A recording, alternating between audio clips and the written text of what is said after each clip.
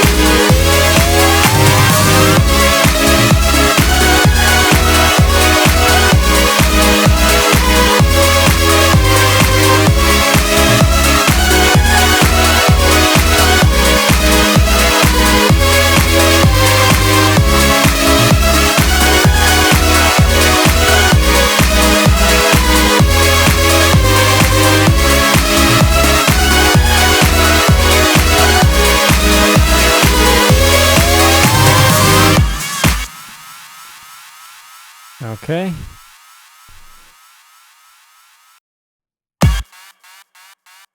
Okay, so let me start off with this section. So I'm going to start off with this Rhodes and kind of show you what I did with this. And then second, I'll go through this section. I'll go over how I layered the bass, and I'll go over how I layered these kind of saw chords that I have. So let's start with the Rhodes.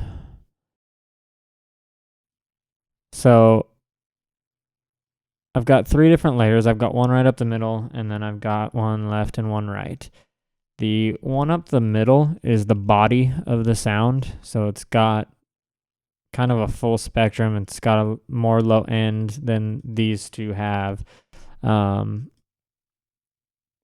And each one of these layers, they all have this same preset from Contact.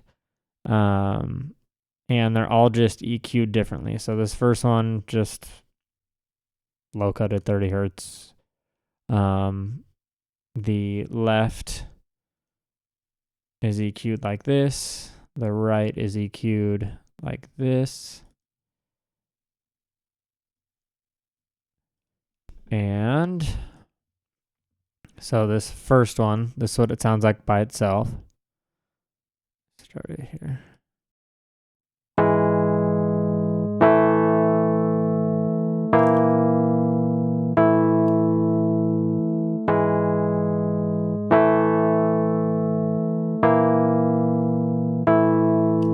Okay, and then the left one by itself.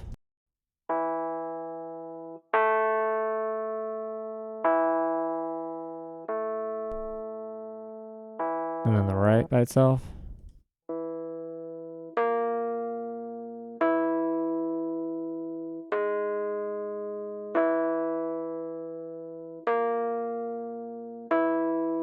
Okay, and then left and right together.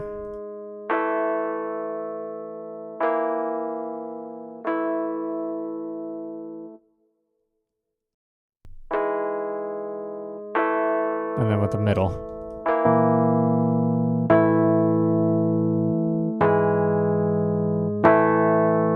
Okay, so you can hear how this middle one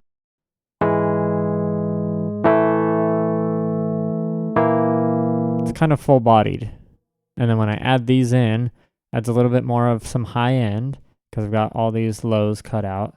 So I'm getting just this mid-range and high end on the right, and on the left here, I'm getting more mid-range, some highs. But you can hear when I add these in how much wider the sound sounds.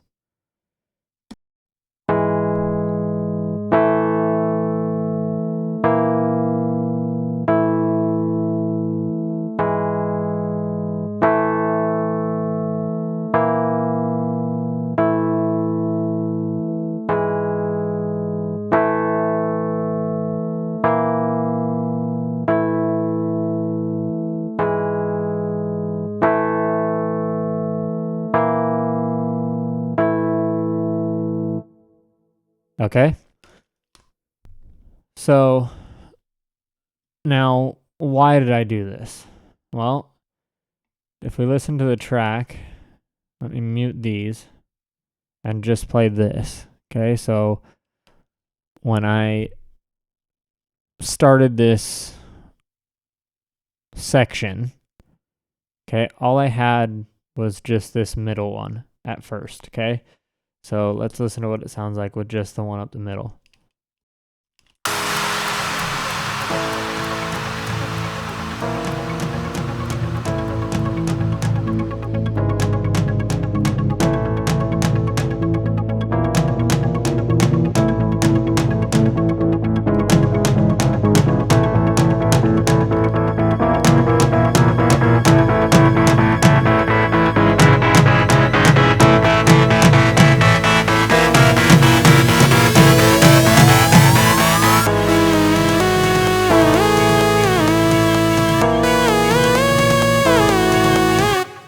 Okay, so now I'm going to bring in the left and right and listen to what it sounds like now that it's got the left and right in there as well.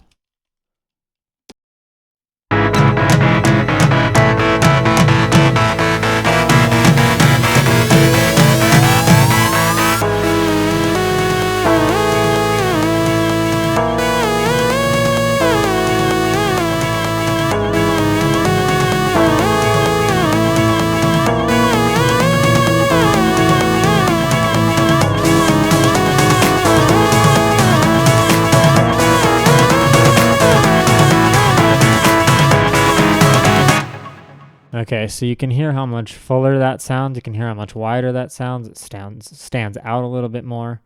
Now, I could just turn this one up. I could just turn the middle one up more so that it sounds louder because, you know, I've got this and these layered, so it makes it just automatically sound louder. But it just doesn't sound as dynamic. It doesn't sound as wide. The stereo image is very thin. Adding this left and right one really brings out that stereo image, you know, and it keeps its mono capability as well by having this one right up the middle. Then the processing that I did on them is right here. So I've got all these, this middle, and then the left and right, I've got these all bussed together coming out of this. And did a little bit of some compression on it just to kind of glue them all together. The gain's on there just for some automation. Here's what I did with the EQ. It's very subtle. Then I've got this BX control, which just also helps with the stereo image. So I can make like everything under a certain frequency mono, and then I can widen everything above that. So right now I've got this set at 260 hertz. So everything below 260 hertz is in mono, and everything above that is being widened just a little bit. And then I've got this PSP Vintage Warmer over it as well, which is really not doing a whole heck of a lot other than controlling the peaks. I don't have any drive boosted or anything. Literally all it's doing is just kind of controlling the peaks. I'm using it as a limiter pretty much. So that's that. Let me go over what I did here with the bass. So here's the here's a different bass. So here's what the bass sounds like all together. I can just do this. So here's what all these basses sound like together.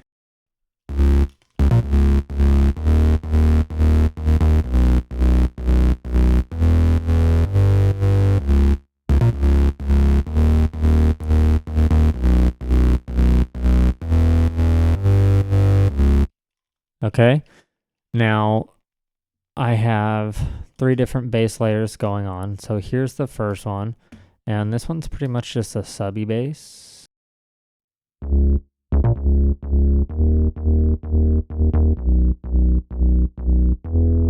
You're going to want to listen to this with either headphones or good monitors, by the way. You're probably not going to be able to hear this very well with laptop speakers or anything. For this bass part anyway. So this first one is more subby. It's got a little bit of some distortion. So here's what I have going on as far as the EQ for it. So just a lot of the high ends rolled off. I've got this. What the heck?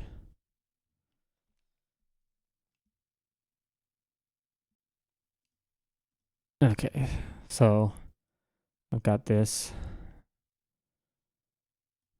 on here, which is the Vengeance multiband distortion.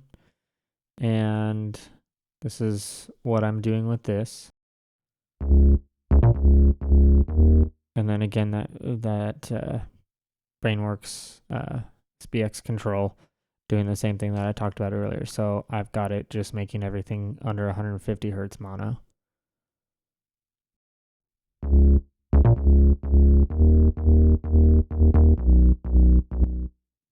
Okay. Then the second layer is this Anna bass. And here's what this one sounds like.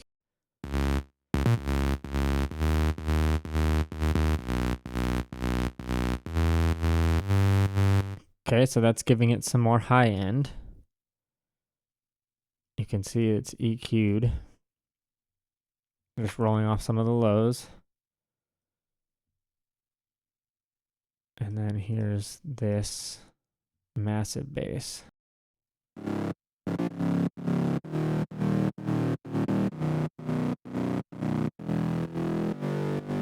Okay, it's super distorted. There's the EQ. And then here's what I did for the multiband distortion. Now let me bring in each one by itself, individual or one by one.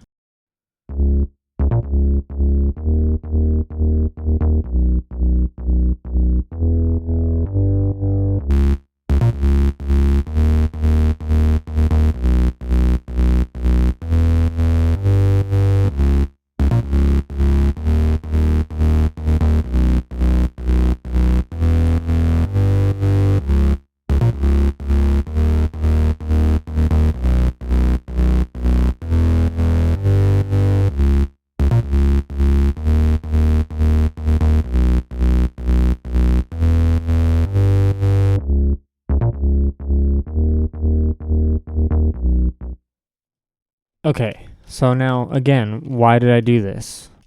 Well, I have each one of these serving a purpose. So this one here is primarily your sub. You know, yeah, it's got a little crunch to it because it's got the distortion on there. But this one is serving the purpose of being primarily a sub. This one, if you listen, okay, it's got some sub, but it also has a lot of high end. Okay, so this is going to help it cut through the mix a little bit more. This is going to help it cut through speakers a little bit more. If you've got just this bass, so let me mute these and play the track with just this sub one.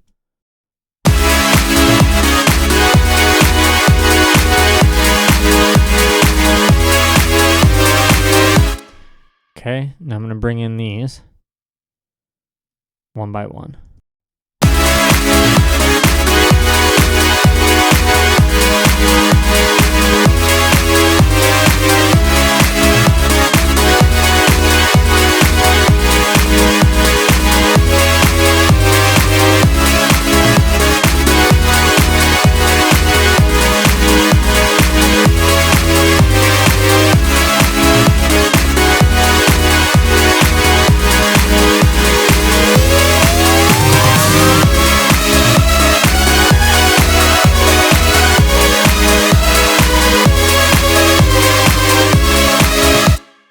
Okay, so now what purpose are these serving in the mix? So what this second one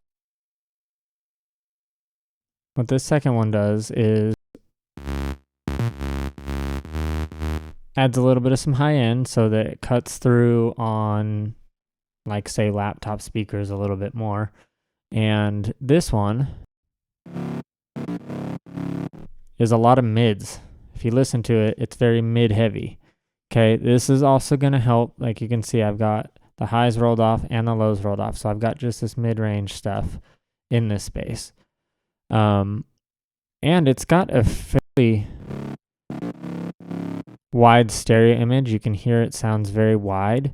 Now, typically you don't want, you can see here I've got this dimension expander on, which is making it sound wide. Typically you don't necessarily want that with bass. You don't want bass to sound too wide. You want it kind of more right up the center. But that's where I have this. That's where this guy is. Okay, this one's right up the middle. This one's giving us some more highs, and then this one is giving us those mids, and it's kind of widening those mids. Now, the reason I chose to do that was because when I listened to this track back on different systems, I noticed that I wasn't getting a ton of bass cutting through the mix.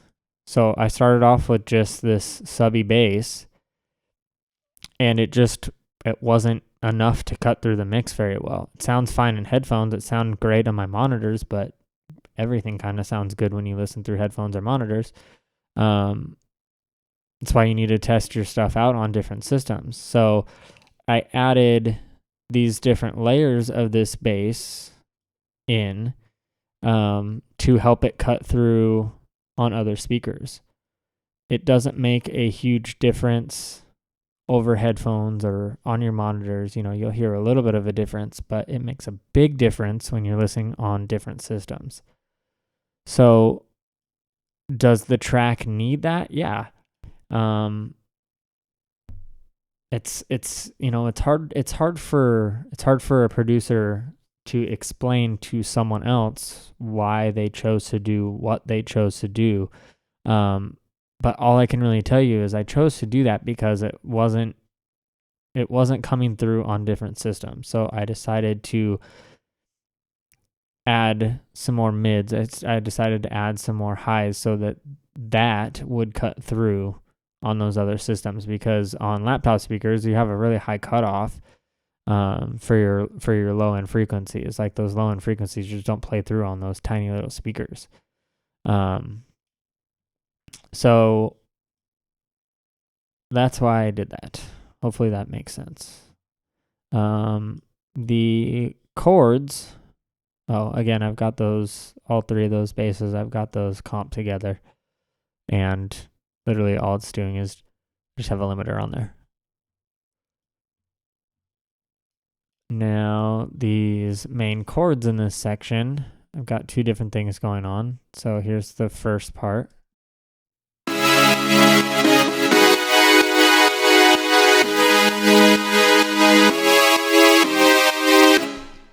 Okay, here's the second part.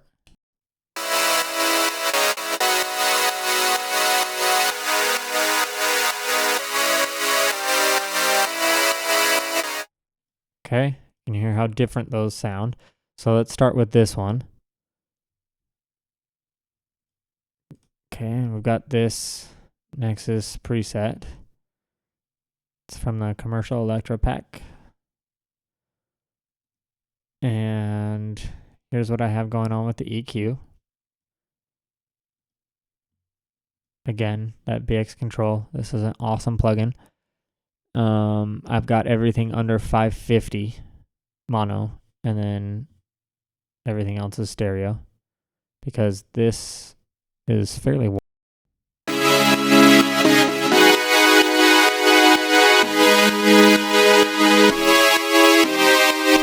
It's pretty wide, so if I turn this off,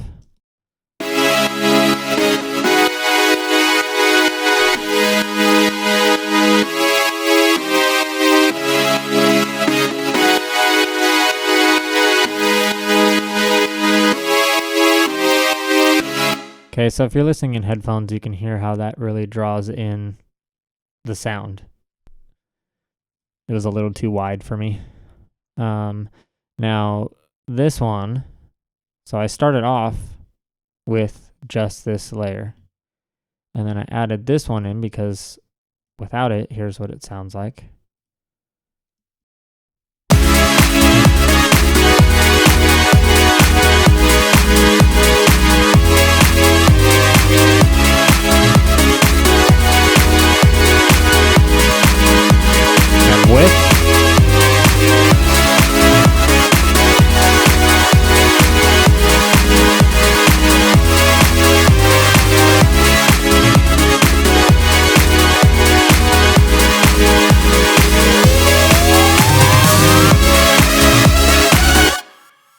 Okay, again, without it.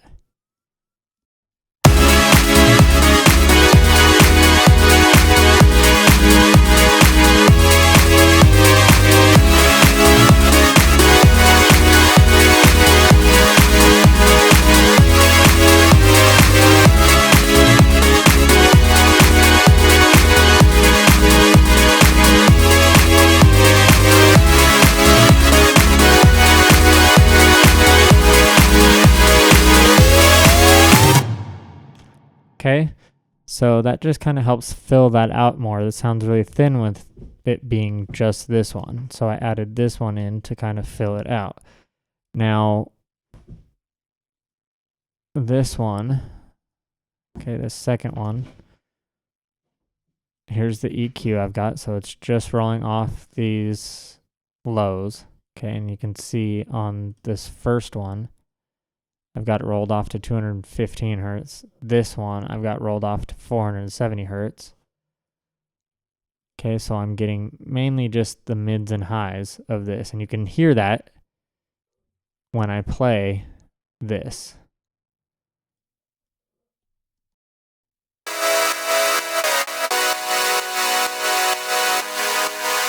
Okay, you can hear how it sounds super boxy. Typically, you don't want that, right? But together, these two, they work really well together. Here's what it sounds like together.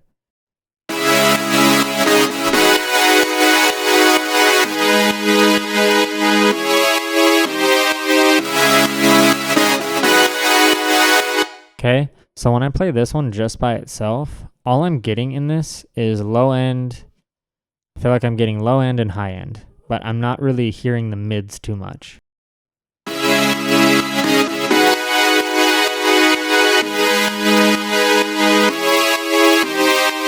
And to me, that sounds thin. So I added this layer to fill out that mid-range a little bit more.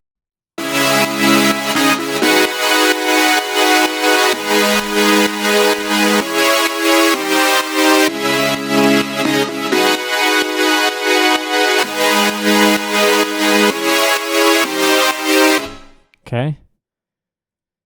So just a little bit of sausage fat around there. It's just controlling the peaks. And then again, this BX control, everything under 601. And then I've widened everything above that a little bit. And then here is how I comp them together. Okay, so I've got a gain on there just for automation. I have this, and I've got everything under 120 hertz, completely mono. And then I'm just widening the stereo image a little bit up in these upper frequencies. And you can see, I mean, you're talking tiny bits here. I've got this range at 5 and this one at 2, so it's making a very small difference there. And then this, again, I'm using this almost like a limiter. I'm not boosting the drive at all. It just kind of adds a little warmth to the sound. And then here's the final EQ that I did, and you can see I've got these two cut out, and I'll show you what it sounds like without this EQ.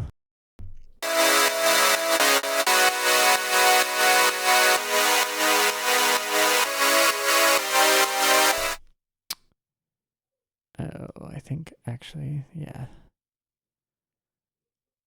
Never mind. Yeah. So I had a bunch of different things that I was trying to do. That's all right. It's been a while since I worked on this project. Yeah, I had a bunch of different chords that I was trying to do, and I had them all comped together and ended up getting rid of all of them except for this saw chords number 2. But I left this going through this comp because I liked the way that it sounded going through this. That's right. But this one I have just going out of the main. It's going out of bus 40 here, out of my master. That's right. So essentially this chords comp is controlling this even further. It's doing some more processing to this. So hopefully that kind of clears things up a little bit on some layering and why you need to do layering. You know, not everything needs to be layered. Not every instrument needs to have layering going on. Some sounds sound fine on their own. For instance, this bass that I had, right? It sounds fine on its own. It just didn't work in the mix as well on different systems. So I had to address that issue. So I added things to help address that. This main saw that I have, you know, this sounds fine on its own.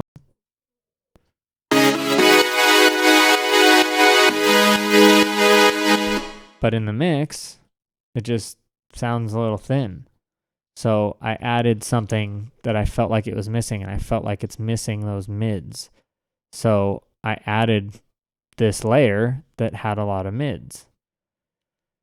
So it's really about just using your ears and finding out what's missing, what does it need, what does this sound need in the mix to help fill it out. That's really the reason why you layer, is to kind of fill things in and fill things out. Otherwise, you're just throwing random stuff in there. It might sound good, it might not, but I like to add instruments for a purpose. So each thing that I add into the track has a purpose. And if you go about your tracks and making your tracks that way, you're gonna get things done a lot easier. You're not gonna be fighting as much to get things to sound right. So hopefully that makes sense. Hopefully you can start layering things with a purpose, and hit me up if you have any questions. See ya.